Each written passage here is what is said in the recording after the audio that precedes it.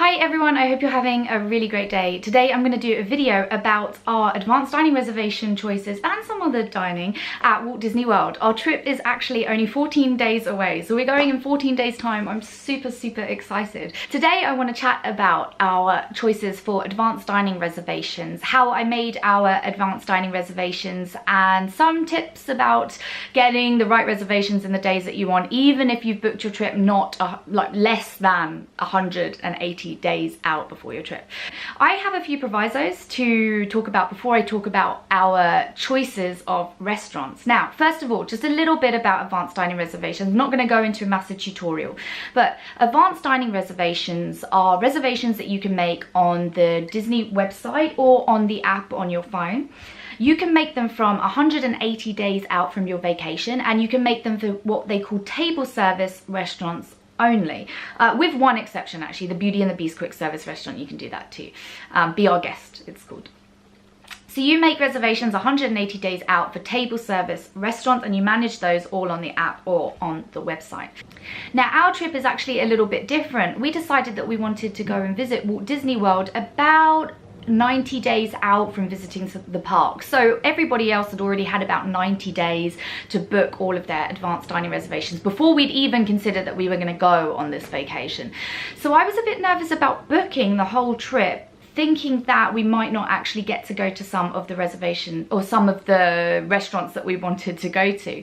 So I actually booked some of our reservations before booking the whole trip, because I really wanted to make sure that we got the reservations what we wanted to go to.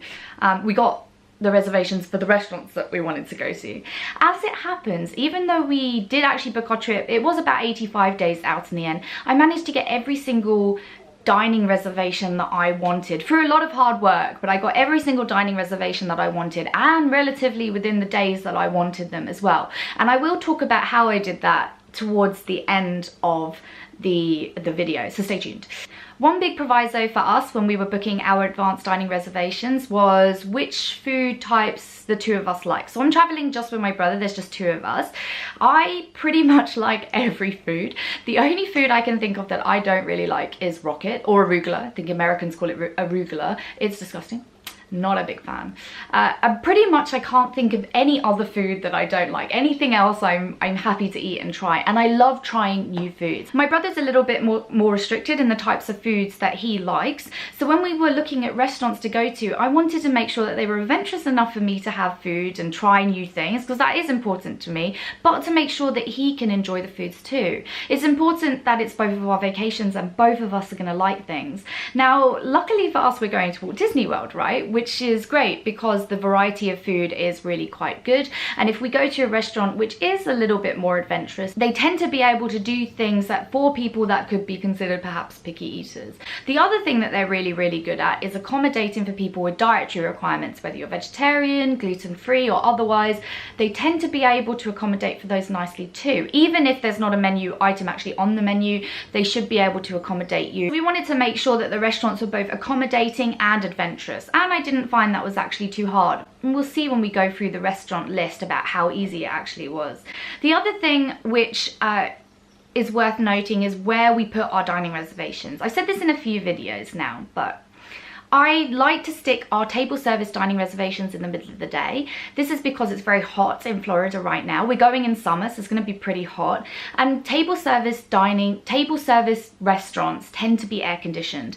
So it's nice to sit down for a couple of hours, have a good meal before going back out into the park and being really hot again. So I tend to put all the table service reservations in the midday. Let's chat a little bit about the restaurant choices we've made. And I've divided these up into a couple of different sort of sections, I guess. So let's start with standard table service reservations. In the Magic Kingdom, the obvious choice for us was the Be Our Guest restaurant. We actually have a booking for this for dinner and for lunch. I actually found the breakfast service was a little bit restrictive for people with dietary requirements, so that's why I booked the dinner and the lunch reservation. And the reason why I have both of those is because there's three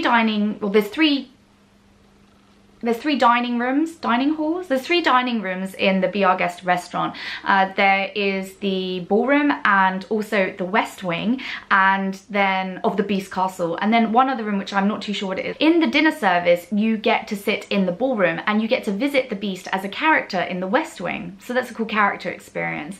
But in the lunch service, you are actually able to sit and eat in the west wing if you want. So I made sure I got the both of those. The other good thing about the lunch service is it's a quick service. It's a quick service meal, which means it only costs a quick service dining credit. So that was a pretty good plus for us because we are on the Disney dining plan. The other reservation we have in the Magic Kingdom is at, let me just check the name because it's a long one, is the Jungle Navigation Co. Limited Skipper Canteen. Now the Skipper Canteen is a brand new it's a brand new restaurant next to the Jungle Cruise, and when I initially looked at the menu, I did think that it was a little bit restrictive, but having a look at the review on the Disney Food blog, which is a great site by the way, and I'll link it in the description, it actually seemed pretty easy for a lot of people to eat there, and the food looks really, really delicious. Now let's move on to Epcot. So I'm not too sure about our reservations in Epcot because Epcot easily has the best food in all of Walt Disney World. It has the World Showcase, and we want to actually go round the World Showcase for one whole day and just eat small things at each place. So I didn't want to fill Epcot with reservations, but it also has amazing table service restaurants, so I ended up with a few of those too. So I think we're going to just have to be really full on with it, and it'll all work out, I'm sure. Maybe. But anyway, let's begin with our first table service reservation, and it's another character one actually. This is, I'm going to get the proper name because it's a long one again, the Princess Storybook Dining Lunch at Acker House Royal Banquet Hall. So this Acker House, the restaurant is the table service restaurant at the Norway Pavilion, so near where all the Frozen stuff is now, and I did want to do a princess dining at this during this vacation, and we're not doing Cinderella's Royal Table. And the reason why is, first of all, Cinderella's Royal Table cost 2 dining credits to go to, and we also found that there wasn't that much of a good selection for people with restricted diets as well. So we decided to go to the Acker House Royal Banquet Hall instead. It's much easier to get a reservation there than in Cinderella's Royal Table, and it only costs 1 dining credit, which is great. So you get to see the princesses and everybody's having a really good time. We have 2 other reservations in Epcot. First is Via Napoli, which is the Napoli style pizza restaurant in the Italian Pavilion. This pizza, first of all, Napoli style pizza is my absolute favorite. I ate a lot of Napoli style pizza when we were in Japan because it just seemed to be everywhere, and oddly we don't make that style pizza very much here in London. It's very hard to come across a really, really good Napoli style pizza in London. So I was very, very excited about this place. Then I got very excited to find out that this restaurant has unbelievably high reviews. Everybody loves this place, so I'm super excited about trying Napoli style pizza there. The last dining reservation that we have in Epcot is for Le Cellier. Le Cellier is a signature dining reservation, so it costs 2 dining credits to eat there. Apparently it's a very fantastic steak place. I've never eaten there myself, but it comes with great recommendations from loads of people. In Animal Kingdom I have 2 table service reservations, one for Yak and Yeti, which is an amazing African Asian fusion restaurant. It's very good for people with restricted diets. It has things such as noodle soups and lots of things with rice. So I think they have some type of sweet and soury chicken with rice. I don't think that's what the name is, but it has lots of really adventurous stuff as well because it has massive amount of African influence there too. So it's a really great place to go if you're adventurous and you're with people who aren't as much. Also, it seems like it's really lovely. It's a really lovely themed restaurant, and it also gets really great review. We also have a reservation for the Rainforest Cafe. So I've been going to the Rainforest Cafe I think for about 15 years. I can't remember exactly when Rainforest Cafe first opened, but I've not to that particular one, but I've been going to lots of Rainforest Cafes. I do love the theming of a Rainforest Cafe. I know everybody's not about the food there, but I actually really like it. Maybe it's because the nostalgic thing is what makes me really enjoy it so much, but coconut shrimp, come on. It's not good for you, but it's really, really tasty. So the last park is, of course, Hollywood Studios. We have one standard table service reservation here, which is at the Sci-Fi Diner. This is a pretty cool restaurant. It serves standard American fare food, so burgers, that kind of thing. But you get to sit in a car, sort of like a table that looks like a car, and you get to watch movies on a large screen. So it looks like a drive-in diner. I've seen a lot of vlogs of people who have been eating there, and it seems like the movies that they show are not Disney movies per se. They seem to be older cartoons. So last time a vlogger that I was watching was there was Tom and Jerry playing and those kind of things, which is weird. You think Tom and Jerry and Disney. But anyway, in Disney Springs there's a lot of really amazing restaurants too. Disney Springs has properly opened very, very recently, but we actually only have one table service dining reservation there, and that is for the T-Rex restaurant. Yes, the T-Rex restaurant is going to be very, very similar to the Rainforest Cafe. I was going to pick out of the two of them, but actually I've decided on to go to both, because we're going to Rainforest Cafe for nostalgic reasons and T-Rex for yay new stuff reasons. So for people who don't know, the T-Rex restaurant in Disney Springs is very similar to the Rainforest Cafe. Very intense theming everywhere, and sort of the same kind of fusiony American fare. It does get a lot of reservations for it, so book up quickly if you want to go and eat there. And I do think it's going to be more about the theming of the restaurant than the originality of the food, but that is okay by me for now. I'm really looking forward to seeing a dinosaur, or 5 or 10. Like, it's a T-Rex restaurant, right? You must see at least 20 dinosaurs. Okay, cool. So those are all of our table service reservations done. And you may have noticed that I don't really have any reservations for any resorts, and I only have one reservation outside the park, which is in Disney Springs. This was done purposefully. I felt that we'd get really, really tired and hot during the day when we're in the parks, and we'd be in the parks majority of the time. So it was better for us to just not walk too far, not travel too far and visit restaurants inside the parks than going out to visit a restaurant in the resort. Now, I did watch a lot of vlogs after making our reservations and realized that lots of people do eat outside the parks, and I have two things that one thing that I want to do, which is Ohana's, which I haven't booked, and another thing which I just decided was now an absolute must and I had to get it, which was Chef Mickey's.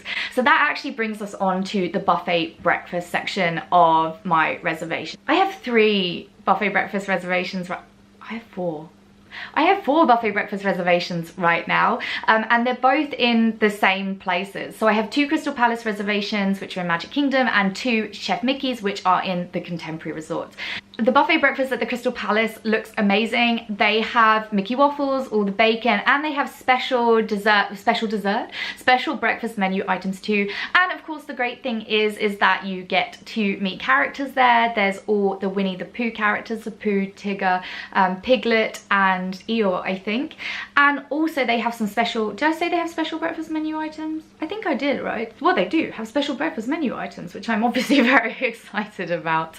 The other nice thing is if you go and visit the Crystal Palace or another breakfast location inside the Magic Kingdom before the park opens usually around 9 AM, you get to enter the park early, which means you can see the park when there's not many other people around. Now, our Chef Mickey reservations, I have 2 of these. I booked them very, very late because I did only decide that I wanted to go after I saw other vloggers who'd been there and absolutely loved it. Chef Mickey seems like it has the best selection of buffet breakfast that you can get. It's also the main one where you see Mickey, Pluto, Goofy, Minnie all dressed up in their chef outfits as well. We've got extremely early reservations for these, which is nice because you can do that. It makes you get up early and then you get to the park still nice and early for everything when it's sort of about opens. So I'm looking forward to both of those. They're buffet breakfasts, so for picky eaters, they work really, really well. It's just choose what you want. If you want a whole plate of bacon, have a whole plate of bacon. I'm gonna have a whole plate of everything and probably regret some of those choices, but that's why buffets are so fantastic for everyone. My next category of dining reservations are actually what I've called special dining experiences. The first thing I have is sort of what I'm going to label priority seating dining experiences. So this is when you get a reservation for a restaurant that comes with a priority seating pass or priority seating area in a show or a nighttime spectacular later on the day. I actually have two of these. I have a Tony's Town Square reservation in Main Street in the Magic Kingdom, which is a pasta based restaurant. I think they have some pizzeria items too. I think it gets pretty average reviews actually, but you know, there's pasta in Disney World I always like, so I can't imagine it's going to be not that great. And the great thing is you then get a really prime spot for viewing the Electric Light Parade later. Electric Light Parade is super nostalgic for us, so that was a must. I had to do that. The next thing is a priority seating dining reservation for Mama Melrose's inside Hollywood Studios. Almost lost it then. Yeah, so Mama Melrose's inside Hollywood Studios, which is a very well regarded Italian restaurant too. There's a lot of Italian dining reservations here. I have booked a lot actually, just a small side note, but Italian does seem to be a very good option for lots of people. It's good for vegetarians, it's good for people with restrictive diets, and it's good for people who want to be adventurous. We're going to Mama Melrose's in the day, and then we've got priority seating for Fantasmic later on. If you have got a Fantasmic Fast Pass book, that's great. But just a side note, Fantasmic Fast Passes only let you into the arena. It doesn't give you priority seating anywhere. The priority seating you'll get through the priority seating dining reservation is supposed to be much better. Not tried and tested, I haven't tried it properly yet, but it is, from what I've read and watched, it seems to be much better. Also, for Fantasmic, you actually have a choice of 3 restaurants. I think the Hollywood, Brown Derby, Mama Melrose's, and another one I'm afraid that I can't remember.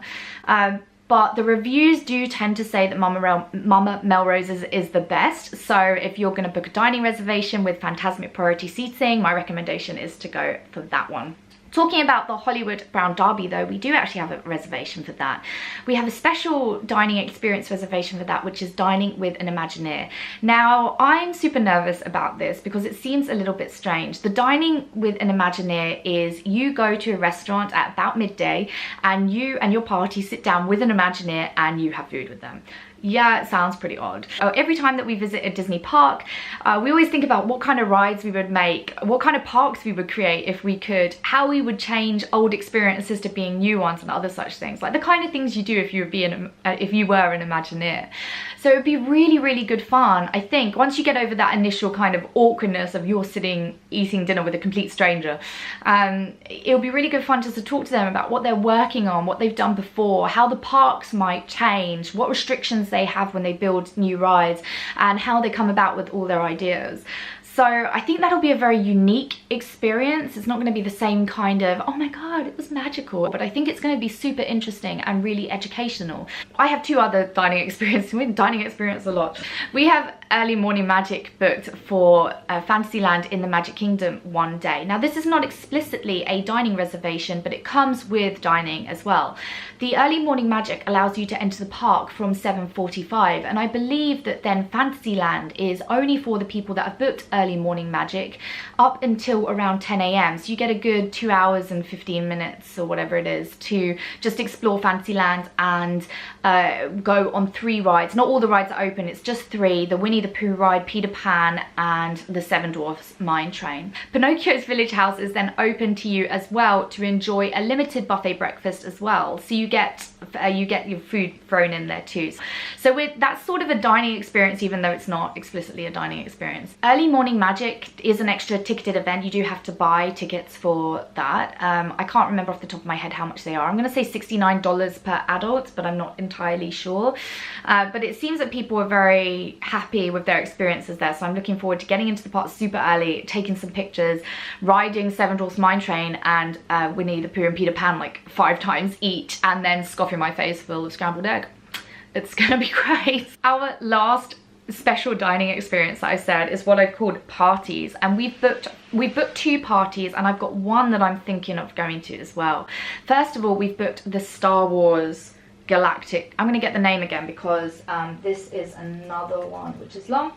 We've booked the Star Wars a Galactic Spectacular dessert party. This is a dessert party at Hollywood Studios. It's just before the Galactic Spectacular, Nighttime Spectacular event, the Star Wars event that goes on in Hollywood Studios in the evenings. You get to go to the Star Wars launch bay a few hours before, oh, well, a few hours, or maybe an hour and a half before the Galactic Spectacular, Nighttime Spectacular in the evening, and eat a lot of Star Wars themed desserts. Yes, please. You cannot use your dining credits on this, which is a shame, but you do get to go and eat a lot of really great desserts, including bread pudding, Star Wars themed cupcakes, frozen Nutella, which I'm really interested to find out what that is. It almost looks like they're freezing Nutella with nitrogen to make it some kind of ice cream, but I didn't know you could do that with Nutella. Anyway, so we'll try that too. And you get unlimited Star Wars cocktails and mocktails as well, which is pretty cool too. After that, you then get priority seating or priority area to stand and watch the Galactic Spectacular, which is great because what I've heard is that for the Star Wars Galactic Spectacular, there's certain places that you do and do not want to stand and watch it. So I'm pretty happy that we've got this priority area to go and stand in. I also have bookings or tickets for Mickey's Not So Scary Halloween Party. It's not explicitly a dining reservation, but they give out a lot of candy whilst you're there, so that's a food thing, I guess. Sort of, yeah. We'll count that as food. Candy is food. The last one that I've got, which I haven't booked, and it's not a booking thing, it was announced a few days ago. It's the Gone Mad dessert party, which is at I think it's at the Floridian, but again, I could be corrected. The Gone Mad dessert party is an Alice in Wonderland themed dessert party, and I think it's in the Floridian. You know, we're in the Alice in Wonderland room. You know I really, really love Alice in Wonderland. So this dessert party really appeals to me, but it's outside of the parks. But it seems like it has, where it is in, I'm sure it's in the Floridian, but where it is would have a pretty good view of the fireworks. So you get to watch the fireworks from that location, which would be fun. And then all the desserts and all the decorations are Alice in Wonderland themed. Rather than buying a ticket and getting all you can eat, everything costs money. So you go there and maybe buy like a dessert platter or something, and you pay for that individually rather than paying for a whole ticketed event. So if we have time, we might do that. I think right now it's only on Wednesdays and we only have one Wednesday free, so I stuck it in the diary and we'll see if we get an opportunity to go to it. Okay, cool. Wow, that's all of my dining reservations done. I mentioned Epcot earlier, and that Epcot has the best foods in the park, and I really do believe that. And one day I do have a completely free day with no booked reservations in Epcot to just explore and eat quick service and snack like items. Every single country in the world showcase in Epcot does really amazing food, so I'd like to try and do that. I don't know if we're going to do the World Food Challenge because that seems like a little bit too intense, and I want to enjoy the food. I don't want to have to force it. But at least one day will give us a chance to sort of go to lots of places. But this does lead me on to the whole quick service thing as well. For quick service restaurants, I have checked the menus for all of the quick service restaurants in the Disney parks. Yeah, I know, my level of planning is to another degree. I checked every single menu for all of the quick service restaurants in in all of the parks, and the reason why I did this was I wanted to get an understanding of all of the restaurants that were adventurous and that were good for people with restricted diet menus, so that when we're at a park, when we're hungry and we want a quick service meal, that I can just say, cool, all these places are the places that are good and good for both of us. We've been to this one and this one, why don't we try this one today? So then that means that we get a variety. We're not always going to the same place, but you know, we can still make sure that everyone can eat. Now, I'm not going to go through all of those quick service restaurants, but I'm going to note some, you know, what I think were really quite good ones. And sadly, a lot of them are in Epcot today. We have the Sunshine Seasons in Epcot, which is seems to be a restaurant that has flavors from all the way around the world. I think you've got some Indian Nepalese style ones, and then you've got maybe some Chinese or East Asian flavors too. Apparently the really smack you in the face thing there is the Mongolian beef, which I really want to try. So that's a good one to go to. Also in the Japanese pavilion, you know, I lived in Japan, I haven't got a Japanese restaurant booked, but the Katsura quick service looks amazing, and it has Japanese style curry, which is my favorite. I love it. So I'm looking forward to trying that. It also has ramen too, apparently proper pork bone broth ramen, so that's a recommendation as well. Then there's also the Lotus Blossom Cafe. Our family really love American style Chinese food, and the Lotus Blossom Cafe has some kind of honey chicken or sweet and soury orangey chicken, so that's kind of a must for us, for again, for nostalgic reasons, perhaps not so much for extremely authentic Chinese experience. In Disney Springs, there's a brand new quick service restaurant called Blaze Pizza, Blaze, something to do with Blaze Pizza. They cook a pizza in 180 minutes. Be like, oh my god, I've been here for 4 hours, where's my pizza?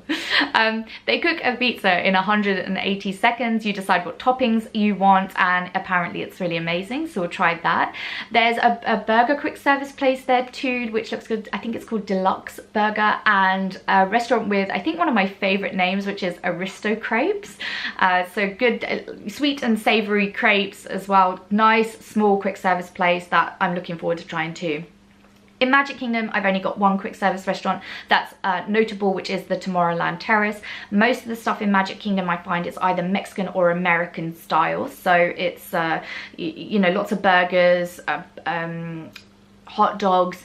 I know that lots of people like the Liberty Tavern because they do sort of New England style, but if you're not into things like lobster and clam chowder, maybe there's not so much for you. I found with our family it's not going to really quite work. But the Tomorrowland Terrace seems great because it has burgers, chicken burgers as well, which is a family favorite, and it also has Vietnamese style buns. So that for me sounds really exciting. Pulled pork stuff as well, so I'm looking forward to trying that. Now before I go, I wanted to give an overview of hints and tips for booking advanced dining reservations, and tips on how I got all of the advanced dining reservations that I did, even though I didn't book 180 days out from the trip. So first of all, I did book the rest of, again, I said this earlier, but first of all, I did book the restaurants before I booked the holiday. This was because I wanted to make sure that everything was right for holiday, and we had it's an expensive trip to go to Disney World, so I wanted to make sure it was going to be perfect. So I booked all of the reservations. I made sure I had at least one of the ones that I wanted to go to, and then I booked the holiday. Then when booking restaurants, I actually found that not all of them need to be booked 180 days out. I've seen some really amazing blogs about people that have said wake up at 7 a.m. on, or like wake up at 5 a.m. on the day that's 180 days out from your vacation, get 2 computers running on the website, enlist your kids to book restaurants for you at the same time, and all this kind of stuff. I did nothing like that. I actually found that only the super popular places actually were very restrictive on the amount of reservations that they had available, so they were the only ones that actually really needed to be booked 180 days out. And there was a bunch of other reservations, or restaurants, sorry, that had reservations available all throughout the day at very convenient eating times. So those restaurants that were very restrictive were kind of the obvious things, the big character stuff. So Cinderella's Tables gets quite booked out really early, the Be Our Guest restaurant, also Chef Mickey's and the Crystal Palace gets booked out really early too. Apparently the T-Rex restaurant gets booked out in Disney Springs, although I had no bad experiences finding a T-Rex reservation at all. So for those kind of key things, you really want to make sure you do those 180 days out. If not, you can follow my very simple but very it's a simple trick, but it's an arduous one. For those reservations that I couldn't get and I really wanted them, I checked often. So I checked very regularly to see when these reservations came available. I would like to say that I checked once a day. It's probably a little bit more like I checked once every 4 hours, sometimes. So I'd have a browser open and I would check maybe in lunch times at work and before I went home, and then again when I was at home I would just check to see if the reservations had become available, and I managed to get all the reservations that I wanted. Now I know it's not everyone could do that, but if you are chasing a reservation that you want, that's not a bad tip. Check little and often because reservations do become available. available. Saying that, probably the best thing to do is book 180 days out if you can, and if you know exactly what you want. You've got the best choice then, and it means that you get everything in your calendar, and your calendar looks all nice and shiny. The one thing that I should, or two things I should probably mention as well when it comes to reservations is there's only 2 people in our party. So I think if you've got more people in your party, getting dining reservations is a lot harder. So you should try and book 180 days out if you're in a family of 4, 5 or 6 or more.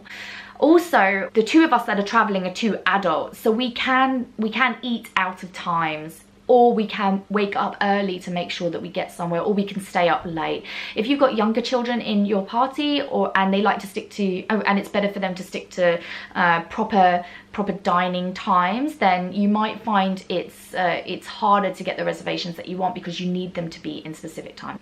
When you book your advanced dining reservations, you do need to give a credit card as a guarantee. Now, the cancellation, I think, for the advanced dining reservations is actually really quite nice.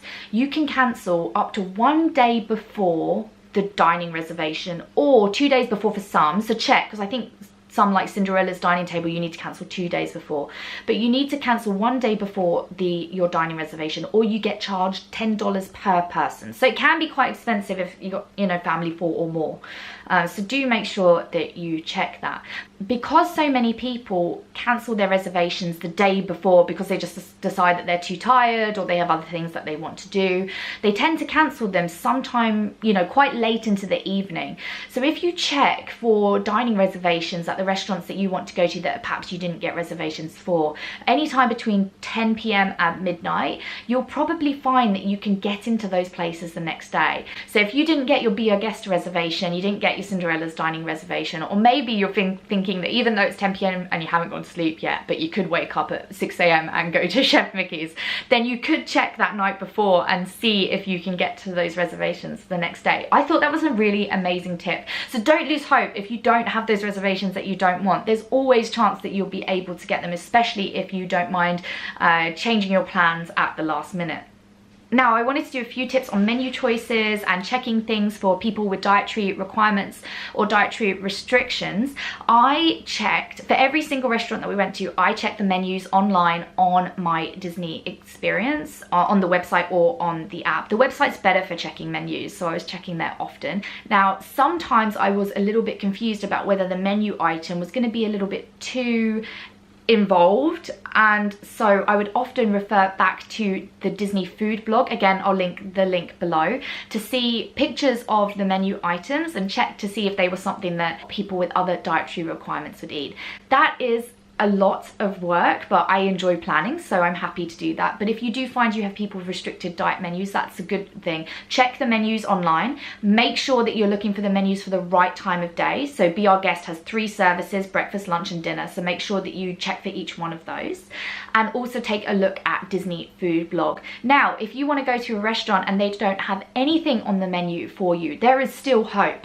First of all, kids meals, right? Kids meals should be available at every single Disney restaurant. Even if it's a high-end restaurant, then mostly will only have adults there, there'll still be kid meal options. You as an adult can have a kids meal. Also, if you still can't find anything on the menu which is for you, just ask the cast member. I'm sure they'll be able to accommodate you. Disney World, I think, is the most flexible place to eat, so you should be able to find something, or they should be able to help you get something together for you and still have the experience in the particular restaurant that you want to have.